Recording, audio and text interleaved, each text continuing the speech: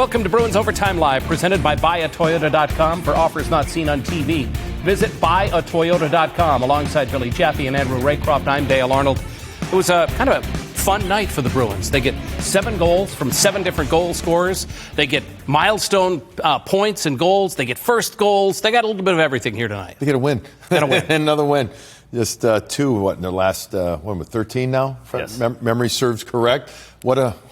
I mean, you don't expect to beat Carolina, all right? You took care of them pretty much. Then, after a bad game against Buffalo, you go into a place against a team in the New Jersey Devils that I'm having a harder time figuring them out. I know they got the injuries, but in general, Razor, I'm like, what are they going to be when it's all said and done? But they're still pretty good, and the Bruins make it look somewhat easy despite the few minutes late in the second. Yeah, the little wobble in the second with a 3-goal lead, but they corralled themselves. Joe Sacco called a great timeout, credit to him, behind the bench, and then they ran away with it in the third period. And like you said, Dale, everybody was in on it. It wasn't, for the first time in more than 13 games, It wasn't just one line. It wasn't just 88 and 39, and I think that's the best result for this team beyond the 2 points, is that everyone can go on the plane tonight and feel like they contributed. But it was 88 who got things started, of course, as he does so often here. He made it 12 consecutive games, factoring in 12 consecutive goals, factoring in on the scoring.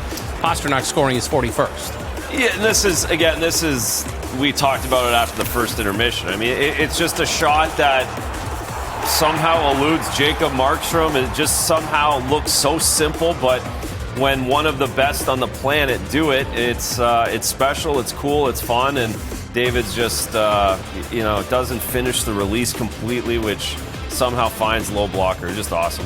Yeah, the quickness of the release, the hiding of the puck just a little bit, and then the actual acceleration. It comes off his stick beautifully there, Dale. Sizzles it by him. We'll make it 3 consecutive 100-point seasons for David Pastrnak. He needed 3 points tonight. He got them with a goal and 2 assists, was a +3. The only 2 guys ahead of him on the Bruins franchise list, Phil Esposito did it 5 consecutive years, and some guy named Orr managed to accomplish it 6 consecutive years. And you had the other nugget just a few minutes ago about where he's from and how he did that as well. Yeah, as a matter of fact, David Pastrnak now is the first Czech-born player to get 3 consecutive 100-point seasons. Believe it or not, Jaromir Jagr only accomplished it 2 seasons in a row. That's amazing. I never would have guessed that. I would have thought he would have had 4, 5, something like that. But way to go, David. I mean, we had a lot of chat about him, every night, but in particular in this pregame, we talked about how special of a season he has continued to have, and he had another special game, despite the fact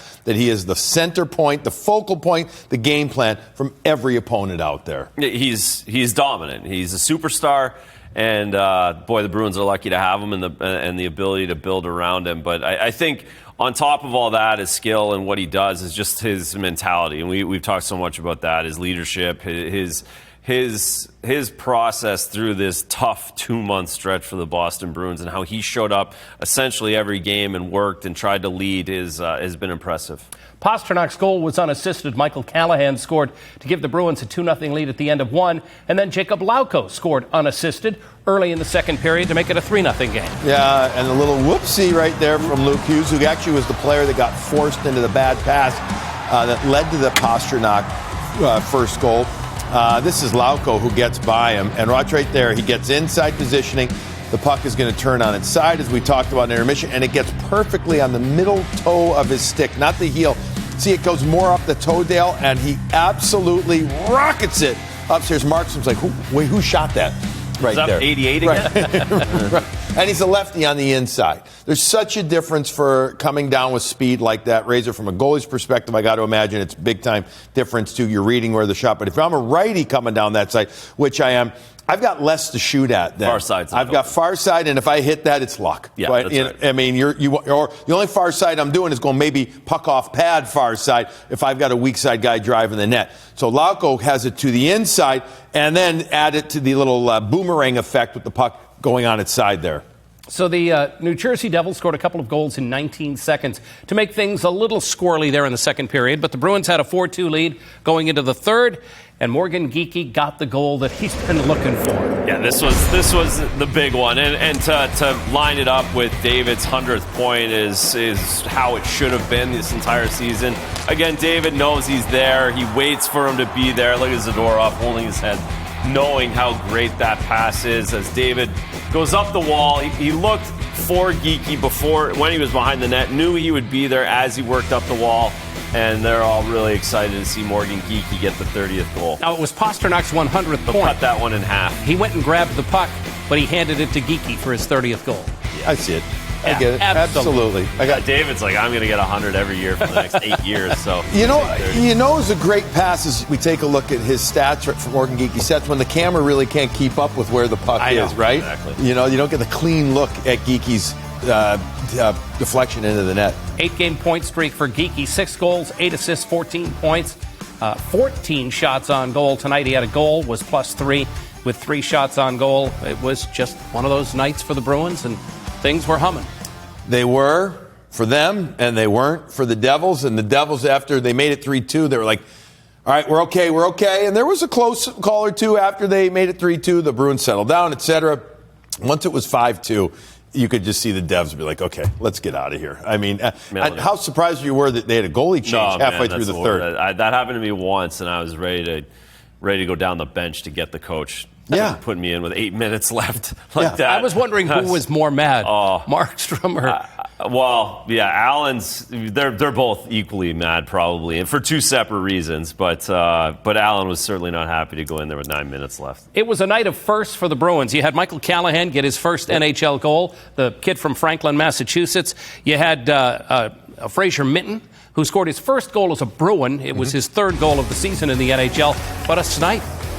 It was a sniping, too easy. Again, the New Jersey Devils really mailed it in. You shouldn't be able to turn and fire in the slot in between the hash marks, but Fraser Minten does it, and he absolutely makes no mistake up and over the left shoulder of Jakub Markstrom.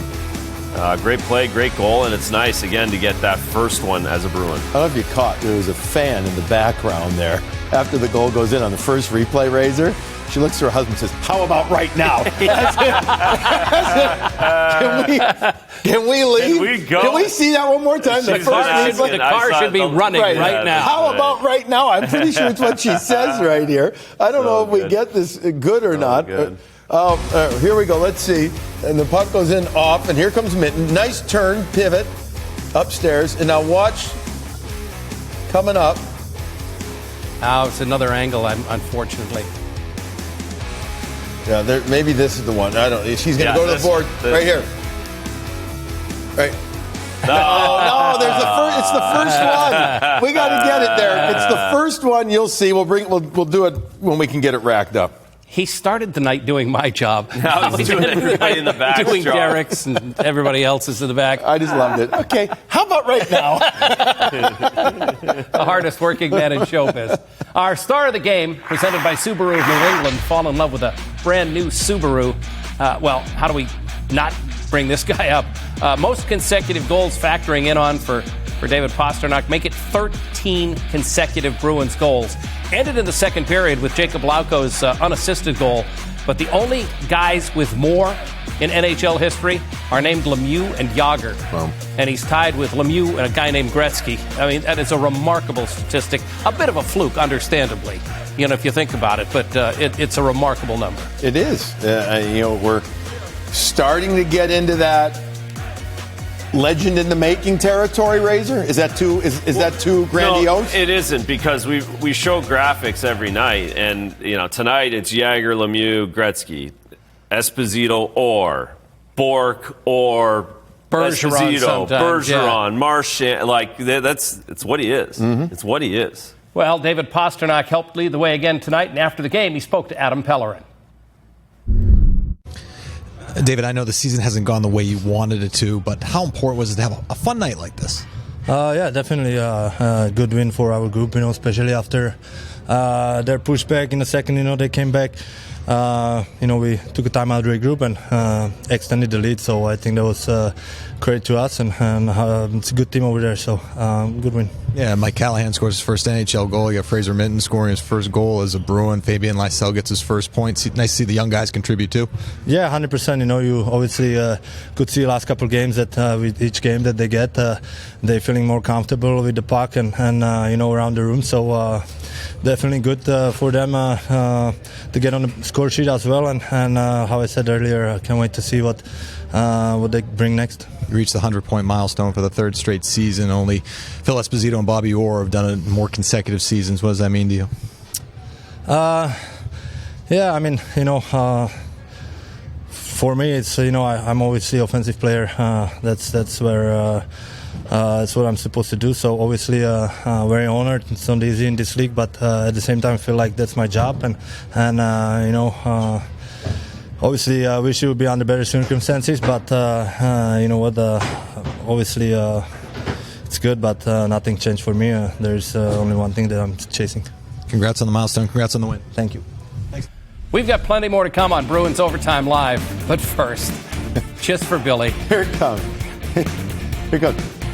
Oh, look at the look on her face. How about right now? Okay. I've seen 6 goals. Let's go. We'll get reaction beyond hers. Plus, Andy Brickley will go one-on-one with head coach Joe Sacco after the break.